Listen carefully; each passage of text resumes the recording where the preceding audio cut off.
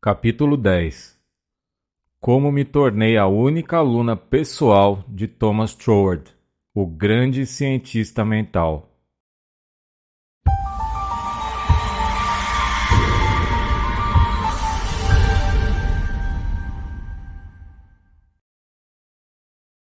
Tão logo a ideia de estudar com Troward veio a mim, pedi a um amigo que escrevesse para mim, achando que talvez ele pudesse contar meu desejo em termos melhores ou mais persuasivos do que eu poderia empregar.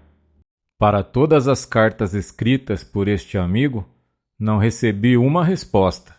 Isso era tão desencorajador que eu teria abandonado completamente a ideia de me tornar pupila de Troward, exceto pela experiência que tive naquele dia na rua, quando todo o meu mundo estava iluminado, e me lembrei da promessa: todas as coisas que quiser, creia e receberá. Com essa experiência em mente, minha passagem para a Inglaterra foi organizada, apesar do fato que aparentemente minhas cartas foram ignoradas. Nós escrevemos novamente e, finalmente, recebemos uma resposta muito cortês, embora negativa. Troward não admitia alunos, pois não tinha tempo para se dedicar a eles. Não obstante essa decisão definitiva, recusei-me a desanimar, por causa da lembrança de minha experiência no dia em que a luz e o pensamento chegaram a mim. Eu sou toda a substância que existe. Pareceu-me capaz de viver a experiência à vontade, e com isso sempre veio uma inundação de coragem e energia renovada. Nós viajamos para Londres e de lá telegrafamos a Troward, pedindo uma entrevista. O telegrama foi prontamente respondido, estabelecendo uma data em que ele iria nos receber. Nessa época, Troward morava na mansão Ruan, um lugar um pouco afastado na parte sul da Inglaterra, a cerca de 30 quilômetros de uma estação de trem. Não conseguimos encontrá-lo no mapa, e com grande dificuldade, a agência Cook's Touring achou-o para nós. Havia muito pouca especulação em minha mente sobre o que Troward diria a mim nesta entrevista. Sempre havia a sensação de que a verdade era minha. Também que cresceria e se expandiria em minha consciência até que a paz e o contentamento fossem manifestações externas e internas da minha vida individual. Chegamos à casa de Troward em meio a uma terrível tempestade e fomos cordialmente recebidos por ele mesmo, a quem descobri, para minha surpresa, ser mais o tipo francês do que inglês. Depois soube que ele era um descendente. Era um homem de estatura média, com uma cabeça bastante grande, nariz grande e olhos que dançavam bastante com alegria. Depois que fomos apresentados aos outros membros da família e tomamos uma xícara de chá quente, fomos convidados para a sala de estar, onde Troward falava muito livremente de tudo, exceto meus estudos propostos. Parecia impossível levá-lo a esse assunto. Pouco antes de partirmos, porém, perguntei corajosamente: "Você não mudará sua decisão de me ter como aluna? Desejo muito estudar com você." Ao que ele respondeu de maneira muito indiferente, que não achava que poderia dar o tempo necessário para a instrução de um aluno pessoal, mas que ficaria feliz em me dar os nomes de 2 ou 3 livros que ele achava que não seriam apenas interessantes, mas instrutivos para mim. Ele disse que se sentia muito lisonjeado e satisfeito por eu ter vindo dos Estados Unidos para estudar com ele. E quando saímos da pista de sua casa para o nosso carro, seus modos se tornaram menos indiferentes. Um sentimento de simpatia pareceu tocar seu coração. E ele se virou para mim com uma observação: "Você pode me escrever se quiser depois que chegar a Paris, e talvez, se eu tiver tempo no outono, podemos arranjar alguma coisa." Embora não pareça possível agora. Não perdi tempo em seguir seu gentil convite para lhe escrever. Minhas cartas foram prontamente respondidas, mas nunca houve uma palavra de encorajamento quanto aos meus estudos propostos. Finalmente, cerca de 2 meses depois, chegou uma carta com esta pergunta: o que você acha que é o significado desse versículo no 21º capítulo do Apocalipse? E a cidade fica quadrangular e o comprimento é tão grande quanto a largura. E ele mediu a cidade com a cana 12.000 estádios. O comprimento, a largura e a altura são iguais. Instintivamente, eu sabia que minha chance de estudar com Troward dependia da minha resposta correta a essa pergunta. A definição do verso parecia totalmente fora do meu alcance. Naturalmente, as respostas vieram à minha mente, mas eu sabia que estavam incorretas. Comecei a bombardear meus amigos eruditos e conhecidos com as mesmas perguntas.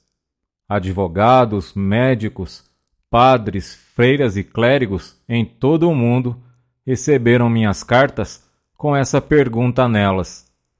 Respostas começaram a chegar para mim, mas minha intuição me dizia que não estavam corretas. O tempo todo eu estava me esforçando para encontrar a resposta para mim, mas nenhuma veio. Eu memorizei o verso para poder meditar nele. Comecei uma busca em Paris pelos livros que Troward me recomendara, e depois de 2 ou 3 dias de busca, cruzamos o rio Sena até o Flé de Cité para entrar em algumas das livrarias de lá. Os livros estavam esgotados e esses eram os últimos lugares para encontrá-los. Finalmente, chegamos a uma lojinha que os tinha. O homem tinha apenas uma cópia de cada e, consequentemente, o preço era alto. Enquanto protestava com o balconista, meus olhos pousaram no trabalho de um astrólogo. Então perguntei: você acha que o professor leria meu horóscopo? O funcionário ficou espantado com minha pergunta e respondeu: temo que não, madame. Ele é um dos maiores astrólogos da França. Ele não lê horóscopos. Apesar dessa resposta, havia um persistente impulso dentro de mim de ir ao homem. O amigo que me acompanhava em minha busca pelos livros protestou comigo e tentou de todas as maneiras me dissuadir de ir ao famoso astrólogo, mas eu insisti. Quando chegamos a seu consultório, achei um pouco embaraçoso pedir a ele que lesse meu horóscopo. No entanto, não havia nada a fazer senão colocar a questão. Relutantemente, o professor nos convidou para seu estudo de papel, e também com impaciência, ele nos pediu para ficarmos sentados. Com muita cortesia e frieza, ele me disse que não lia horóscopos. Todo o seu modo dizia, mais claramente do que as palavras, que ele desejava que partíssemos. Meu amigo levantou-se. Eu estava muito indecisa do que fazer a seguir, porque sentia que não estava pronta para ir. A intuição parecia me dizer que havia algo lá. Exatamente o que, eu era incapaz de definir. Então, parei por um momento, quando um dos enormes gatos persas do professor pulou no meu colo. "Desça, Jack!" gritou o professor. Então, com interesse maior do que até então ele havia demonstrado, ele me disse com um sorriso: "Ele nunca fez isso com um estranho antes, madame. Meu gato parece gostar muito de você. Eu também sinto interesse em seu horóscopo, e se você me der os dados, será um prazer escrevê-lo para você."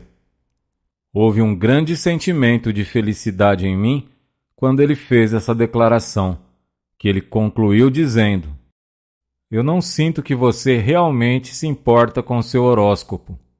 A verdade desta declaração me chocou, porque eu não me importava com meu horóscopo, e não poderia dar qualquer razão pela qual eu estava deixando ele fazer isso.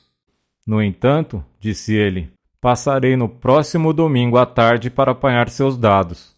No domingo à tarde, na hora marcada, o professor chegou e eu estava entregando-lhe o pedaço de papel com todos os dados quando surgiu a ideia de perguntar ao professor a resposta à pergunta que Troad me dera. O 16º verso do 21º capítulo do Apocalipse. O pensamento foi instantaneamente levado a efeito, e eu me vi perguntando a esse homem o que ele achava que esse verso significava. Sem titubear, ele imediatamente respondeu: a cidade significa a verdade, e a verdade não pode ser invertida. Cada lado do qual você se aproxima é exatamente o mesmo. Indubitavelmente, reconheci essa resposta como sendo a verdadeira, e minha alegria não conhecia limites, porque tinha certeza de que com essa resposta correta em minha posse, Troad me aceitaria como sua pupila no outono. Quando o grande astrólogo estava partindo, expliquei-lhe tudo sobre o meu desejo de estudar com Troad, como eu viera de Nova York com esse propósito expresso, aparentemente em vão, até que a resposta a essa pergunta do teste me foi dada por ele. Ele estava muito interessado e fez muitas perguntas sobre Troad, e quando perguntado sobre o valor da conta, apenas respondeu sorrindo: deixe-me saber se o grande Troad a aceitou como sua pupila, e me deu boa tarde. Corri para o meu quarto para enviar um telegrama a Troad, dando a minha resposta à pergunta do verso 16 do 21º capítulo do Apocalipse. Houve uma resposta imediata de Troad que disse: sua resposta está correta. Estou começando um curso de palestras sobre a Grande Pirâmide em Londres. Se quiser juntar-se a nós, será um grande prazer. E depois, se ainda desejar estudar comigo, acho que pode ser providenciado. Ao receber essa resposta, os preparativos foram imediatamente feitos para deixar Paris e ir para Londres. Eu participei de todas as palestras, recebendo muitas instruções. Logo após, foram feitos arranjos para os meus estudos com Troad. 2 dias antes de partir para Cornualha, recebi a seguinte carta de Troad, indicando claramente a linha de estudo que ele me deu. Cara Senhora Behrend, achei melhor escrever-lhe algumas linhas em relação aos estudos propostos comigo, pois lamentaria que você ficasse mal e, portanto, sofresse algum desapontamento. Eu estudei o assunto por vários anos e tenho um conhecimento geral das principais características da maioria dos sistemas que, infelizmente, ocupam a atenção em muitos círculos atualmente, como a teosofia, o tarô e a cabala. Eu não hesito em dizer que, para o melhor julgamento, todos os tipos e descrições do chamado estudo oculto estão em oposição direta à verdade da vida, e, portanto, você não deve esperar nenhum ensinamento sobre isso. Hoje, ouvimos muito sobre a iniciação, mas acredite em mim, quanto mais você tenta se tornar um iniciado, mais você se afasta da vida. Falo depois de muitos anos de cuidadoso estudo e consideração que a revelação de Cristo é a única coisa que realmente vale a pena estudar. E esse é um assunto grande o suficiente em toda a consciência, abrangendo nossa vida exterior, preocupações cotidianas e também as fontes internas de nossa vida e tudo o que podemos, em termos gerais, conceber a vida no invisível, depois de adiar o corpo na morte. Você expressou um grau muito grande de confiança em meu ensino. E se sua confiança é tal que você deseja, como diz, colocar-se inteiramente sob minha orientação, eu só posso aceitar isso com uma responsabilidade muito séria. E devo te pedir que exiba essa confiança, recusando-se a olhar para os chamados mistérios, como eu a proibiria de investigar, Falo por experiência própria, mas o resultado será que muito do meu ensino parecerá muito simples, talvez até certo ponto dogmático, e você dirá que já ouviu muito sobre isso antes. Fé em Deus, oração, aproximação ao Pai através de Cristo. Tudo isso é, em certo sentido, familiar a você.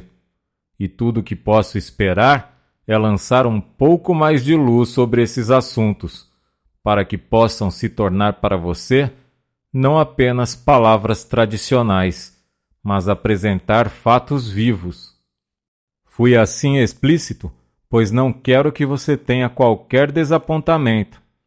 Também devo dizer que nosso chamado curso de estudo será feito apenas de conversas amistosas nos momentos em que pudermos nos adaptar, na sua casa ou na minha, como for mais conveniente no momento. Além disso, vou lhe emprestar alguns livros que serão úteis, mas são muito poucos e em nenhum sentido ocultos. Agora, se tudo isso coincidir com suas ideias, ficarei muito feliz em recebê-la. Por outro lado, se você sentir que quer alguma outra fonte de aprendizado, entenderei perfeitamente. Espero que não se importe com o fato de eu lhe escrever assim. Com os melhores cumprimentos, atenciosamente, Thomas Troward.